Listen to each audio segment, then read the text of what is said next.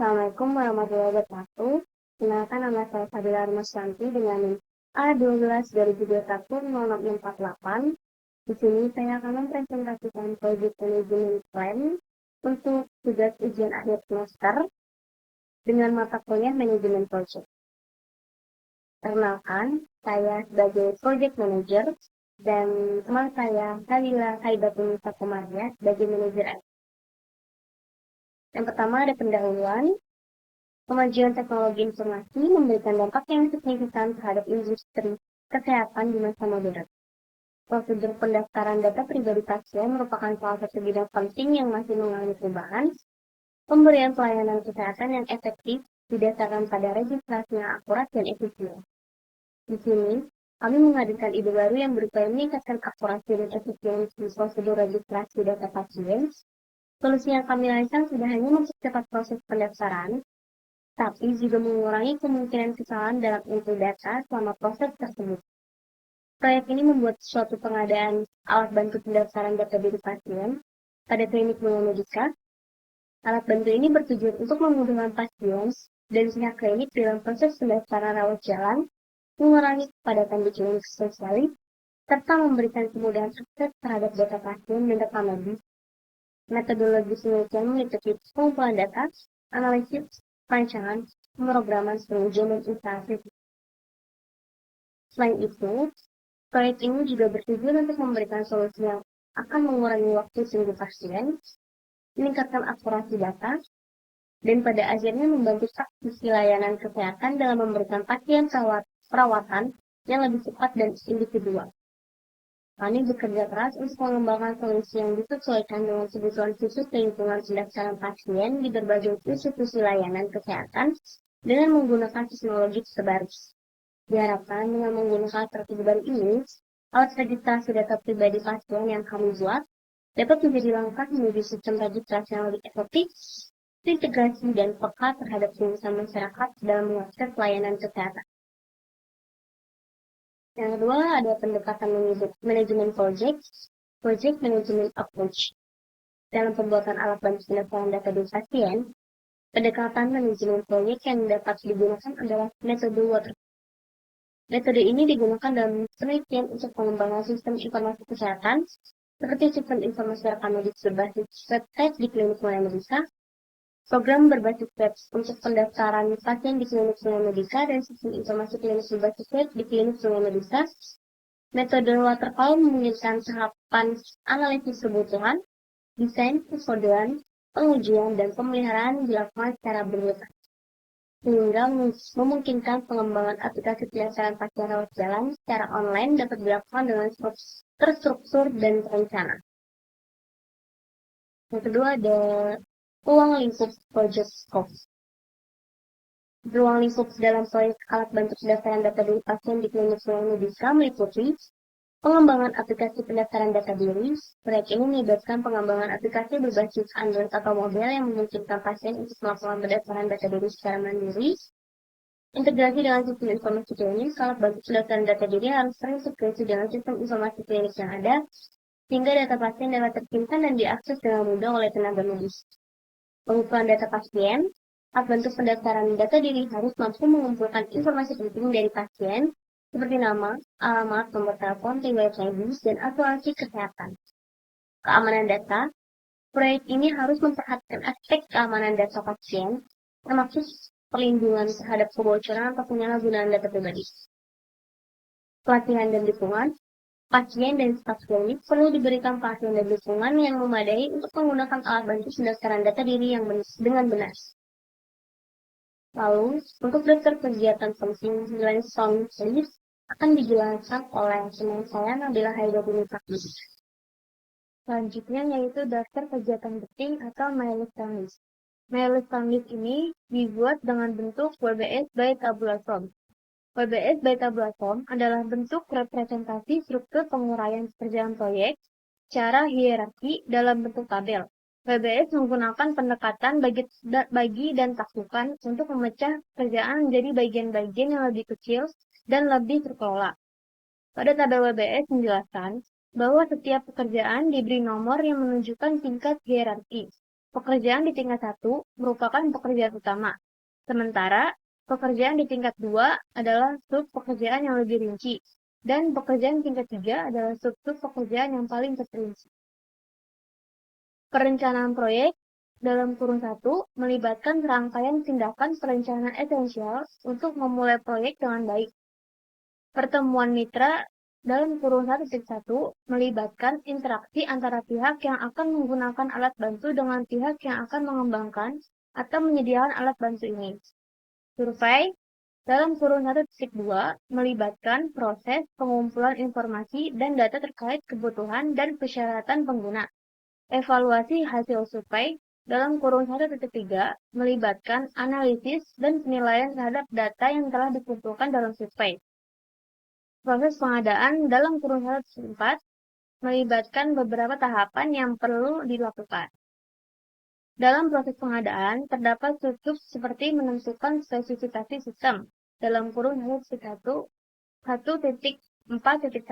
yang melibatkan serangkaian tindakan dan analisis yang bertujuan untuk merinci persyaratan dan spesifikasi teknis sistem yang akan dibangun. Pemesanan alat dalam kurun 1.4.2 melibatkan serangkaian tindakan terkait dengan pengadaan perangkat keras dan peralatan yang diperlukan untuk mendukung pengembangan dan implementasi alat bantu tersebut. Selanjutnya ada mode analisis. Dalam kurun 2 mencakup dua kegiatan utama yang berfokus pada analisis kebutuhan dan pemahaman model-model yang akan digunakan dalam pengembangan sistem. SRS atau Software Requirement Specification. Dalam kurun 2.1 melibatkan penentuan persyaratan perangkat lunak yang sangat penting dalam pengembangan sistem pendaftaran ini. Use case diagram dalam kurun 2.2 adalah alat visual untuk digunakan untuk menggambarkan interaksi antara sistem alat bantu pendaftaran data diri dan pemakainya. Selanjutnya ada model perancangan dalam kurun 3 adalah tahap di mana rancangan sistem secara detail dan elemen-elemen utama sistem didefinisikan. Activity diagram dalam kurun 3.1 bertujuan untuk menggambarkan alur kerja atau proses-proses yang terjadi dalam sistem. Sequence diagram dalam kurung 3.2 bertujuan untuk menggambarkan bagaimana objek-objek dalam sistem berinteraksi dan berkomunikasi satu sama lain dalam konteks tugas-tugas yang dijalankan. Kelas diagram dalam kurun 3.3 bertujuan untuk menggambarkan entitas atau kelas dalam sistem dan hubungan antara kelas-kelas tersebut. Perancangan antarmuka dalam kurun 3.4 adalah tahap yang penting dalam mengembangkan sistem yang mudah digunakan dan intuitif oleh pengguna. Perancangan antarmuka melibatkan sejumlah tugas dan langkah yang bertujuan untuk menciptakan tampilan dan interaksi yang optimal bagi pengguna akhir. Selanjutnya ada model implementasi dalam kurung 4 yang bertujuan untuk mengubah desain dan konsep sistem menjadi aplikasi atau perangkat lunak yang berfungsi. Pembuatan prototipe aplikasi dalam kurung 4.1 ini memungkinkan pemangku kepentingan pengembang dan pengguna untuk memberikan masukan, memahami konsep, dan menguji fungsi aplikasi sebelum mengembangkan versi final. Pembuatan alat bantu dalam kurung 4.2 melibatkan sejumlah tugas dan langkah yang diperlukan untuk menghasilkan perangkat atau aplikasi yang akan digunakan dalam klinik untuk mendaftarkan data diri pasien. Selanjutnya ada pelaksanaan instalasi dan pemasangan alat bantu. Dalam kurung 5, aktivitas ini sangat penting untuk memastikan bahwa alat bantu berfungsi dengan benar dalam lingkungan klinik dan dapat memberikan manfaat yang diharapkan. Pemasangan kabel dalam kurung 5.1 merupakan elemen kunci dalam mendukung infrastruktur teknologi informasi dan komunikasi dalam lingkungan klinik. Pemasangan terminal listrik dalam kurung 5.2 adalah langkah penting dalam memastikan bahwa alat bantu pendaftaran data diri di klinik dapat beroperasi dengan baik dan dapat mengakses pasokan daya yang diperlukan. Pemasangan jaringan dalam kurung 5.3 adalah langkah penting dalam memastikan bahwa alat bantu pendaftaran data diri di klinik dapat berkomunikasi dengan lancar dan mengirimkan data dengan aman.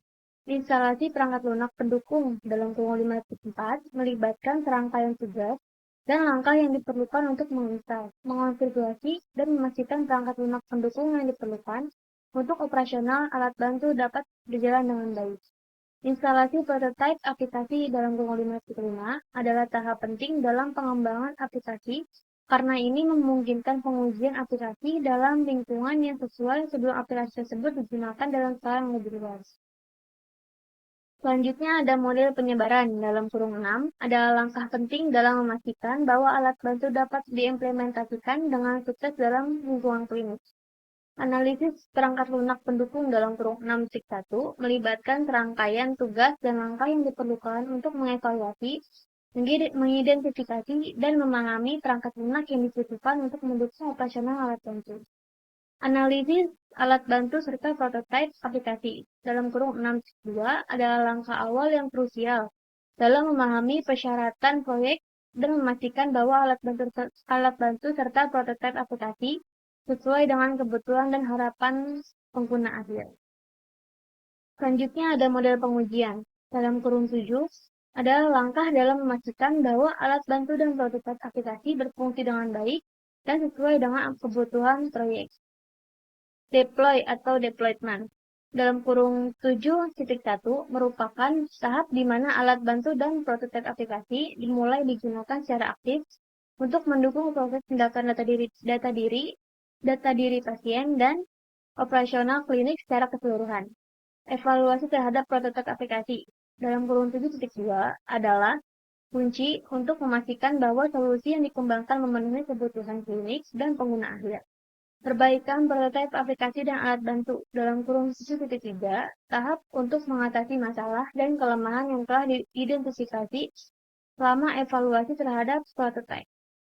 Produk rekayasa dan alat bantu dalam kurung 7.4 merujuk pada hasil akhir dari proyek yang akan digunakan untuk memudahkan proses pendaftaran data diri pada pasien di klinik.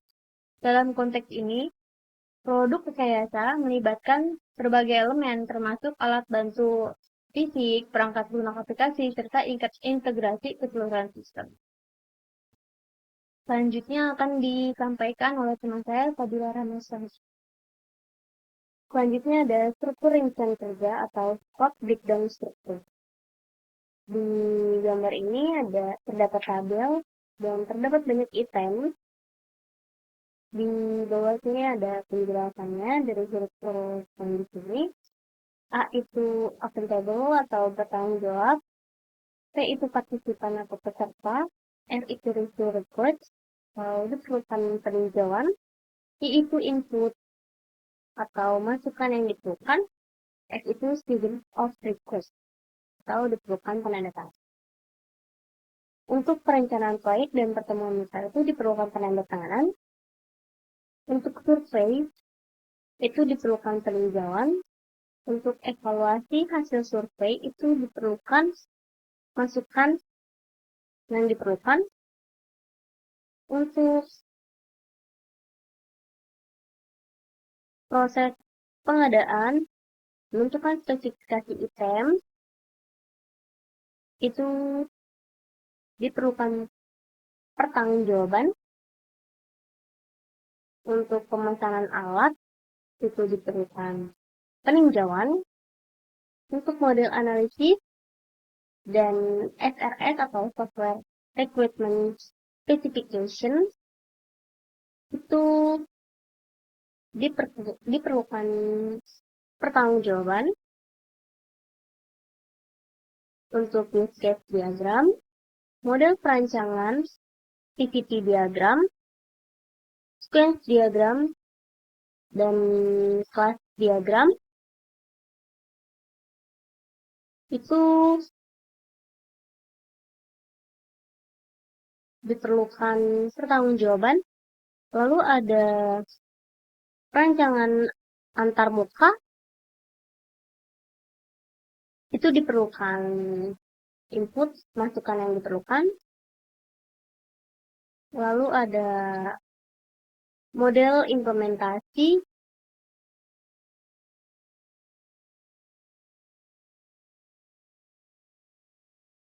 itu diperlukan pertanggungjawaban. Pembuatan prototipe aplikasi diperlukan pertanggungjawaban, lalu pelaksanaan instalasi dan pemasangan alat bantu diperlukan pertanggungjawaban, pemasangan kabel, pemasangan terminal listrik, pemasangan jaringan, instalasi perangkat lunak pendukung, pemasangan dari model implementasi, pembuatan prototipe aplikasi, pembuatan alat bantu, pelaksanaan instalasi dan pemasangan alat bantu, lalu pemasangan kabel, pemasangan terminal listrik, dan pemasangan jaringan itu diperlukan pertanggungjawaban. Dan untuk instalasi perangkat lunak diperlukan peninjauan dari instalasi perangkat lunak pendukung sampai instalasi prototipe aplikasi, lalu model penyebaran dan analisis perangkat lunak. Lalu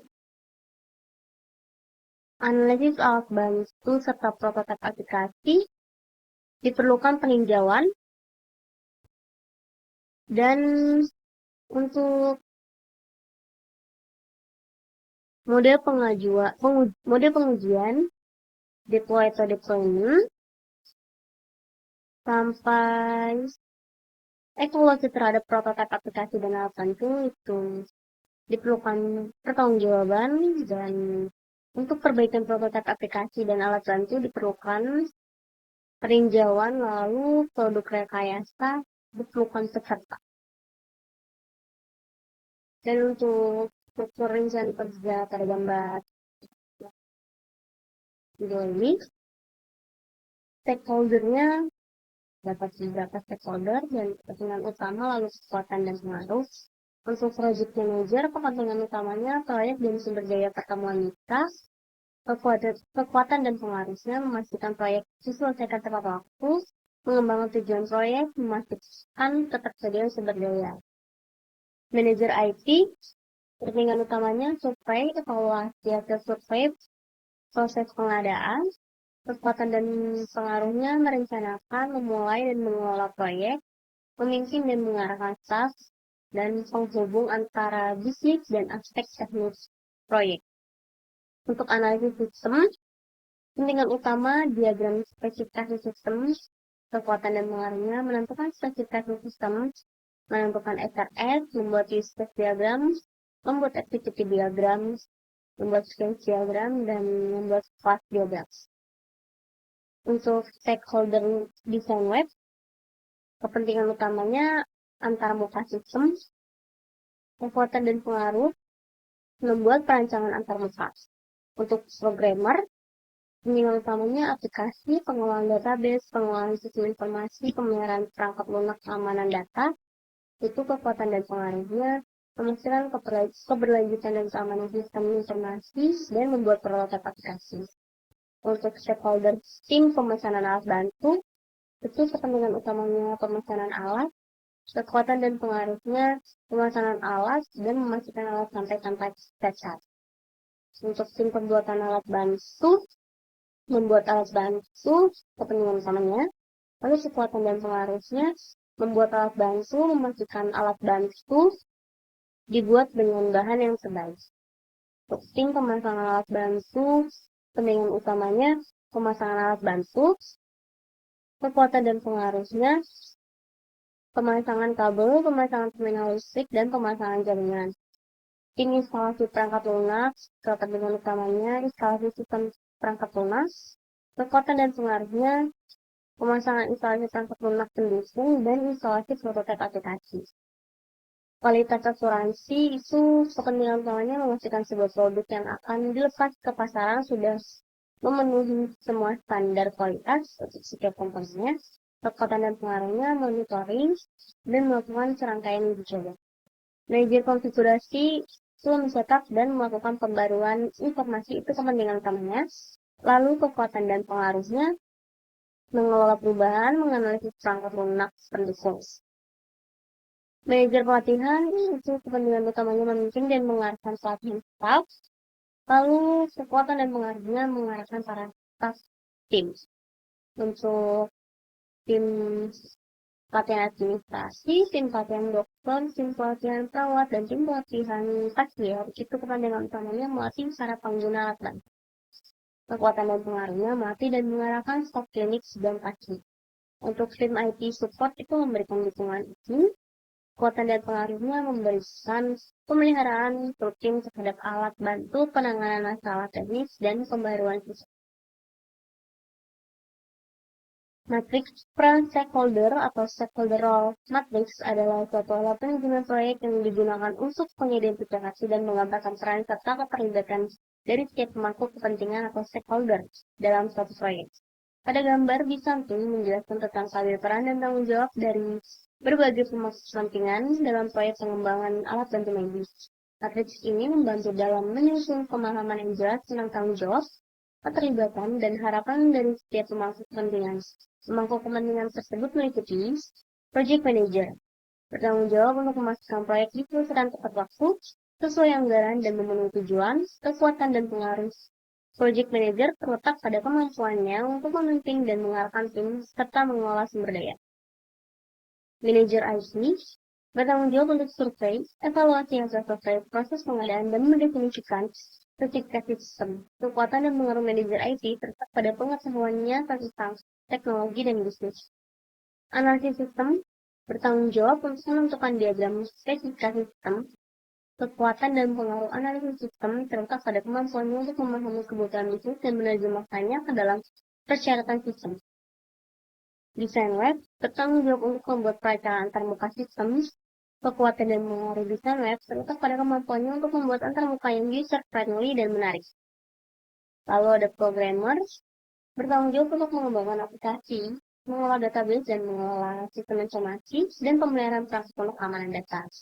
Kekuatan dan pengaruh programmer terletak pada keterampilan skillsnya. Tim pemasangan alat bantu itu bertanggung jawab untuk pemasangan alat bantu dan memastikan alat sampai tanpa cacat. Tim pembuatan alat bantu bertanggung jawab untuk membuat alat bantu dan memastikan alat bantu dibuat dengan bahan yang terbaik. Tim pemasangan alat bantu bertanggung jawab untuk memasang alat bantu. Tim instalasi perangkat lunak bertanggung jawab untuk memasang instalasi perangkat lunak pendukung dan instalasi prototipe aplikasi. Kualitas asuransi bertanggung jawab untuk memastikan sebuah produk yang akan dilepas ke pasaran sudah memenuhi sebuah standar kualitas untuk setiap komponennya. Manajer konfigurasi bertanggung jawab untuk mencatat dan melakukan pembaruan perangkat lunak, pendukung, serta mengelola perubahan. Manajer pelatihan bertanggung jawab untuk mengarahkan para staff tim, pelatihan. Tim pelatihan administrasi bertanggung jawab untuk melatih para pengguna alat bantu.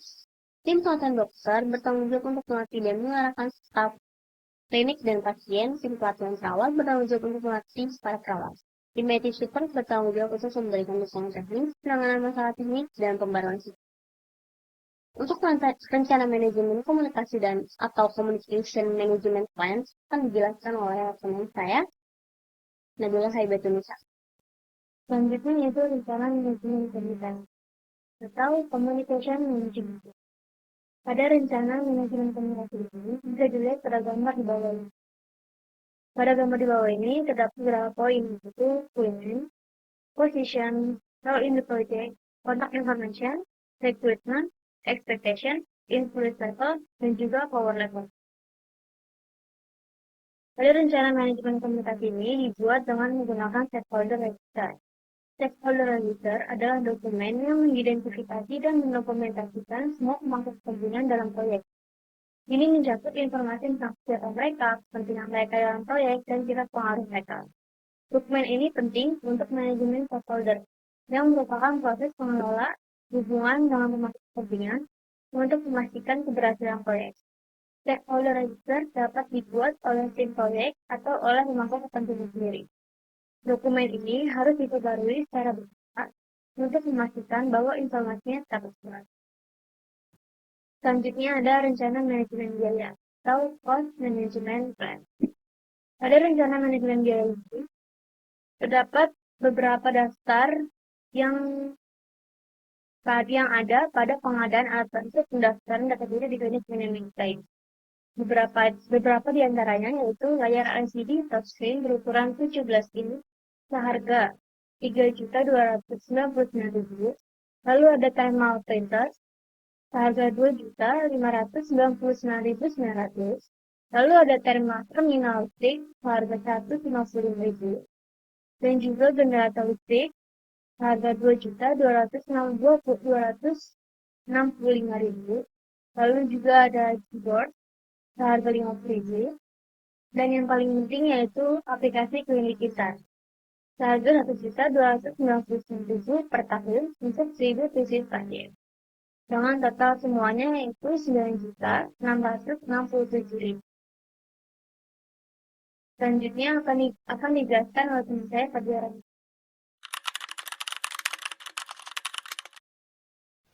Rencana manajemen jadwal atau schedule management plan.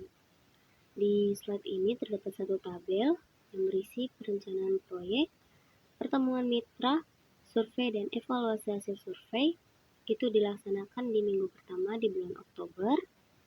Lalu ada proses pengadaan, menentukan spesifikasi sistem dan pemesanan alat itu dilaksanakan di minggu kedua di bulan Oktober. Lalu ada model analisis, SRS, Software Requirement Specification, dan use case diagram itu dilaksanakan di minggu ketiga di bulan Oktober.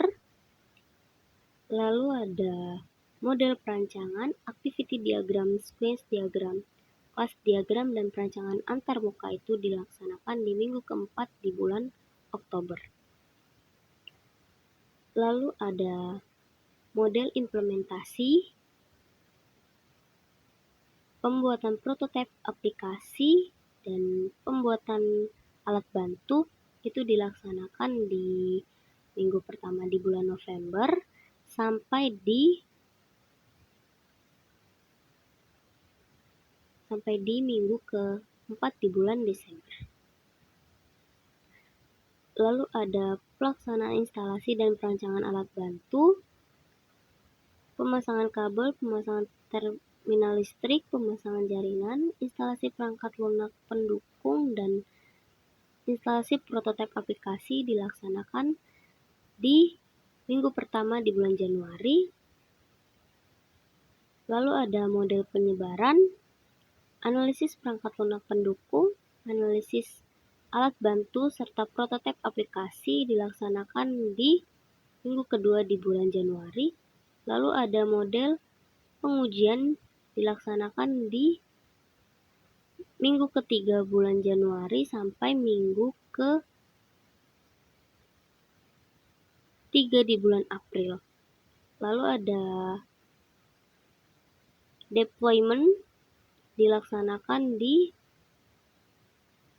minggu ketiga di bulan Januari. Lalu ada evaluasi terhadap prototipe aplikasi dan alat bantu dilaksanakan di minggu keempat di bulan Januari. Perbaikan prototipe aplikasi dan alat bantu dilaksanakan di minggu pertama di bulan Februari sampai minggu kedua di bulan April. Lalu produk rekayasa dilaksanakan di minggu ketiga di bulan April. Lalu di sini terdapat satu tabel yang berisi di urutan pertama ada perencanaan proyek dengan subnya, yaitu pertemuan mitra, survei, evaluasi hasil survei, dan proses pengadaan. Di proses pengadaan ini terdapat sub lagi, yaitu menentukan spesifikasi sistem dan pemesanan alat. Lalu di urutan kedua ada model analisis, SRS, Software Requirement Specification, dan use case diagram. Lalu ada model perancangan, activity diagram, sequence diagram, dan class diagram. Lalu ada perancangan antarmuka. Di urutan keempat ada model implementasi, pembuatan prototipe aplikasi, dan pembuatan alat bantu. Lalu di urutan kelima ada pelaksanaan instalasi dan pemasangan alat bantu, pemasangan kabel, pemasangan terminal listrik, pemasangan jaringan, instalasi perangkat lunak pendukung, dan instalasi prototipe aplikasi. Di urutan keenam ada model penyebaran, analisis perangkat lunak pendukung, analisis alat bantu, serta prototipe aplikasi. Di urutan ketujuh ada model pengujian, yaitu deploy atau deployment, evaluasi terhadap prototipe aplikasi dan alat bantu, lalu ada perbaikan prototipe aplikasi dan alat bantu, dan ada produk rekayasa. Dokumen formal yang dikenal sebagai Rencana Manajemen Mutu (KMP) menguraikan bagaimana suatu proyek atau organisasi akan mengawasi dan menjamin kualitas barang atau jasa yang dihasilkan. Rencana Manajemen Mutu (KMP) adalah komponen penting dari rencana manajemen proyek yang menguraikan metode, prosedur, dan pengukuran yang akan digunakan untuk menjamin bahwa produk akhir memenuhi atau melampaui standar kualitas. Rencana manajemen mutu membantu menekankan nilai mutu dalam sebuah proyek dan menawarkan instruksi yang tepat tentang bagaimana pengendalian mutu akan dipraktekkan dan ditegakkan selama durasi proyek. Pada tabel di samping menjelaskan bahwa setiap pekerjaan diberi nomor yang menunjukkan tingkat hierarki. Pekerjaan di tingkat 1 merupakan pekerjaan utama, sementara pekerjaan di tingkat 2 adalah sub-pekerjaan yang lebih rinci, dan pekerjaan di tingkat 3 adalah sub-sub pekerjaan yang paling terperinci. Perencanaan proyek 1 melibatkan serangkaian tindakan perencanaan esensial untuk memulai proyek dengan baik. Pertemuan mitra 1.1 melibatkan interaksi antara pihak yang akan menggunakan alat bantu dengan pihak yang akan mengembangkan atau menyediakan alat bantu ini. Survei 1.2 melibatkan proses pengumpulan informasi dan data terkait kebutuhan dan persyaratan pengguna. Evaluasi hasil survei 1.3 melibatkan analisis dan penilaian terhadap data yang telah dikumpulkan dalam survei. Proses pengadaan 1.4 melibatkan beberapa tahapan yang perlu dilakukan. Dalam proses pengadaan, terdapat sub-sub seperti menentukan spesifikasi sistem 1.4.1 yang melibatkan serangkaian tindakan dan analisis yang bertujuan untuk merinci persyaratan dan spesifikasi teknis sistem yang akan dibangun. Pemesanan alat 1.4.2 melibatkan serangkaian tindakan terkait dengan pengadaan perangkat keras dan peralatan yang diperlukan untuk mendukung pengembangan dan implementasi alat bantu tersebut. Selanjutnya ada model analisis 2, mencakup dua kegiatan utama yang berfokus pada analisis kebutuhan dan pemahaman model-model yang akan digunakan dalam pengembangan sistem. SRS atau Software Requirement Specification 2.1 melibatkan penentuan persyaratan perangkat lunak yang sangat penting dalam pengembangan sistem pendaftaran ini. Use Case Diagram 2.2 adalah alat visual yang digunakan untuk menggambarkan interaksi antara sistem alat bantu pendaftaran data diri dan pemakaiannya. Selanjutnya ada mode perancangan 3 adalah tahapan di mana rancangan sistem secara detail dan elemen-elemen utama sistem didefinisikan. Activity Diagram 3.1 bertujuan untuk menggambarkan alur kerja atau proses-proses yang terjadi dalam sistem. Sequence Diagram 3.2 bertujuan untuk menggambarkan bagaimana objek-objek dalam sistem berinteraksi dan berkomunikasi satu sama lain dalam konteks tugas-tugas yang dijalankan. Kelas diagram 3.3 bertujuan untuk menggambarkan entitas dalam sistem dan hubungan antara kelas-kelas tersebut. Perancangan antarmuka 3.4 adalah tahap yang penting dalam mengembangkan sistem yang mudah digunakan dan intuitif oleh pengguna. Perancangan antarmuka melibatkan sejumlah tugas dan langkah yang bertujuan untuk menciptakan tampilan dan interaksi yang optimal bagi pengguna akhir. Selanjutnya ada model implementasi 4 yang bertujuan untuk mengubah desain dan konsep sistem menjadi aplikasi atau perangkat lunak yang berfungsi. Pembuatan prototipe aplikasi 4.1 ini memungkinkan pemangku kepentingan, pengembang, dan pengguna untuk memberikan masukan, memahami konsep, dan menguji fungsi aplikasi sebelum mengembangkan versi final. Pembuatan alat bantu 4.2 melibatkan sejumlah tugas dan langkah yang diperlukan untuk menghasilkan perangkat atau aplikasi yang akan digunakan dalam klinik untuk mendaftarkan data diri pasien. Selanjutnya ada pelaksanaan instalasi dan pemasangan alat bantu 5. Aktivitas ini sangat penting untuk memastikan bahwa alat bantu berfungsi dengan benar dalam lingkungan klinik dan dapat memberikan manfaat yang diharapkan. Pemasangan kabel 5.1 merupakan elemen kunci dalam mendukung infrastruktur teknologi informasi dan komunikasi dalam lingkungan klinik. Pemasangan terminal listrik 5.2 adalah langkah penting dalam memastikan bahwa alat bantu pendaftaran data diri di klinik dapat beroperasi dengan baik dan dapat mengakses pasokan daya yang diperlukan. Pemasangan jaringan 5.3 adalah langkah penting dalam memastikan bahwa alat bantu pendaftaran data diri di klinik dapat berkomunikasi dengan lancar dan mengirimkan data dengan aman. Instalasi perangkat lunak pendukung 5.4 melibatkan serangkaian tugas dan langkah yang diperlukan untuk menginstal, mengkonfigurasi dan memastikan perangkat lunak pendukung yang diperlukan untuk operasional alat bantu dapat berjalan dengan baik. Instalasi prototipe aplikasi 5.5 adalah tahap penting dalam pengembangan aplikasi karena ini memungkinkan pengujian aplikasi dalam lingkungan yang sesuai sebelum aplikasi tersebut digunakan dalam skala yang lebih luas. Selanjutnya ada mode penyebaran 6, adalah langkah penting dalam memastikan bahwa alat bantu dapat diimplementasikan dengan sukses dalam lingkungan klinik. Analisis perangkat lunak pendukung 6.1 melibatkan serangkaian tugas dan langkah yang diperlukan untuk mengevaluasi, mengidentifikasi, dan memahami perangkat lunak yang dibutuhkan untuk mendukung operasional alat bantu. Analisis alat bantu serta prototipe aplikasi 6.2 adalah langkah awal yang krusial dalam memahami persyaratan proyek dan memastikan bahwa alat bantu serta prototipe aplikasi sesuai dengan kebutuhan dan harapan pengguna akhir. Selanjutnya ada mode pengujian 7, adalah langkah dalam memastikan bahwa alat bantu dan prototipe aplikasi berfungsi dengan baik dan sesuai dengan kebutuhan proyek. Deploy atau deployment 7.1 merupakan tahap di mana alat bantu dan prototipe aplikasi mulai digunakan secara aktif untuk mendukung proses pendaftaran data pasien dan operasional klinik secara keseluruhan. Evaluasi terhadap prototipe aplikasi 7.2 adalah kunci untuk memastikan bahwa solusi yang dikembangkan memenuhi kebutuhan klinik dan pengguna akhir. Perbaikan prototipe aplikasi dan alat bantu 7.3, tahap untuk mengatasi masalah dan kelemahan yang telah diidentifikasi selama evaluasi terhadap prototipe. Produk rekayasa dan alat bantu 7.4 merujuk pada hasil akhir dari proyek yang akan digunakan untuk memudahkan proses pendaftaran data diri pada pasien di klinik. Dalam konteks ini, produk rekayasa melibatkan berbagai elemen termasuk alat bantu fisik, perangkat lunak aplikasi, serta integrasi keseluruhan sistem. Untuk penjelasan rencana manajemen sumber daya manusia Human Resource Management Plan akan dijelaskan oleh teman saya yaitu Nabila Haibatunisa Komariah. Selanjutnya yaitu rencana manajemen sumber daya manusia atau Human Resource Management Plan. Pada rencana manajemen sumber daya manusia terdapat beberapa poin. Poin pertama yaitu kebutuhan sumber daya manusia. Pada kebutuhan sumber daya manusia terdapat beberapa poin, yaitu tenaga administrasi.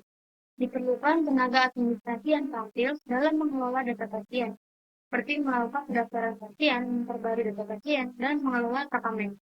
Mereka juga harus memiliki pemahaman yang baik tentang kebijakan privasi dan keamanan data pasien.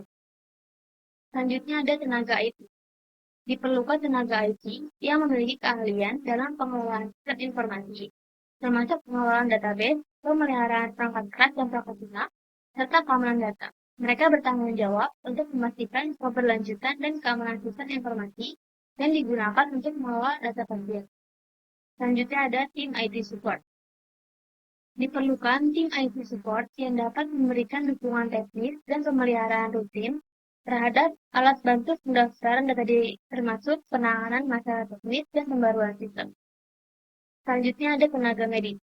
Tenaga medis seperti dokter dan perawat juga perlu terlibat dalam pengelolaan data pasien. Mereka harus dapat memasukkan informasi medis yang relevan ke dalam sistem, memperbarui data pasien sesuai dengan perkembangan kondisi medis, dan menggunakan data pasien untuk memberikan perawatan yang tepat. Selanjutnya ada pelatihan dan pengembangan. Karyawan klinik perlu mendapatkan pelatihan dan pengembangan terkait penggunaan alat bantu pendaftaran data tersebut. Ini termasuk pemahaman tentang kebijakan privasi dan keamanan data dari penggunaan alat bantu pendaftaran data diri yang digunakan dan keterampilan teknis yang diperlukan untuk mengelola alat bantu dengan efektif. Pelatihan ini dapat dilakukan oleh tim pengembang atau tim editor. Poin selanjutnya yaitu ada struktur organisasi. Pada struktur organisasi akan bisa dilihat pada gambar di bawah ini. Struktur organisasi proyek merujuk pada cara di mana sebuah proyek dikelola dan diorganisir untuk mencapai tujuan dan memenuhi kebutuhan proyek. Struktur organisasi proyek mencakup pembagian tanggung jawab, otoritas, dan hubungan antar anggota proyek. Pada struktur di atas menjelaskan. Struktur ini terdiri dari 3 bagian utama, yaitu yang pertama, bagian atas, menunjukkan bagian manajemen perusahaan, dan terdiri dari project manager dan manajer IT. Yang kedua, bagian tengah, menunjukkan bagian operasional perusahaan, dan terdiri dari tim-tim yang bertanggung jawab untuk melakukan tugas-tugas tertentu seperti analisis, desain, pemrograman, pemesanan, kegiatan, pemasangan, instalasi, kualitas, konfigurasi, pelatihan, dan IT support. Yang ketiga, bagian bawah menunjukkan bagian pendukung perusahaan yang terdiri dari tim-tim yang bertanggung jawab untuk memberikan dukungan kepada bagian operasional seperti tim administrasi, tim pelatihan, dan juga tim support. Poin selanjutnya yaitu ada matriks tanggung jawab atau responsibility achievement matrix. Bisa dilihat pada gambar di bawah ini. Tugas-tugas yang tercantum dalam tabel di atas adalah dalam kurun satu, Project Manager, memimpin proyek-proyek perusahaan. 1.2 Manager IT, mengelola sistem informasi perusahaan. 4.1 Analisis sistem, mengidentifikasi kebutuhan pengguna dan merancang sistem pendaftaran data diri yang sesuai. 4.2 Tim pemesanan alat, pemesan alat yang dibutuhkan untuk membuat dan memasang alat bantu pendaftaran data diri. 3.4 Desain web, merancang tampilan dan nuansa dari sistem pendaftaran data diri. 4.1 Programmers, mengembangkan sistem pendaftaran data diri. 4.2 Tim pembuatan alat bantu, membuat alat bantu pendaftaran data diri. 5.1 Tim pemasangan alat bantu, memasang alat bantu pendaftaran data diri di klinik. 5.4 Tim instalasi perangkat lunak, mengkonfigurasi perangkat lunak pendaftaran data diri sesuai dengan kebutuhan klinik. 6.1 Manajemen konfigurasi, mengkoordinasikan proses instalasi dan konfigurasi perangkat lunak pendaftaran data diri. 7.2 Manajer IT, menerima dan meninjau sistem pendaftaran data diri setelah selesai dikembangkan dan diuji. 7.3 Tim IT Support, menyediakan dukungan teknis kepada staf klinik jika mereka mengalami masalah saat menggunakan sistem pendaftaran data diri. 4. Manajer pelatihan, melatih staf klinik cara menggunakan sistem pendaftaran data diri. Selanjutnya akan dijelaskan oleh teman saya, Fadila Rahmisa. Rencana Manajemen Sumber Daya Manusia atau Human Resource Management Plan. Di sini terdapat satu tabel Staffing Management Plan atau rencana manajemen staf. Ada beberapa isi yaitu aktivitas, role, project responsibility, dan number of staff required.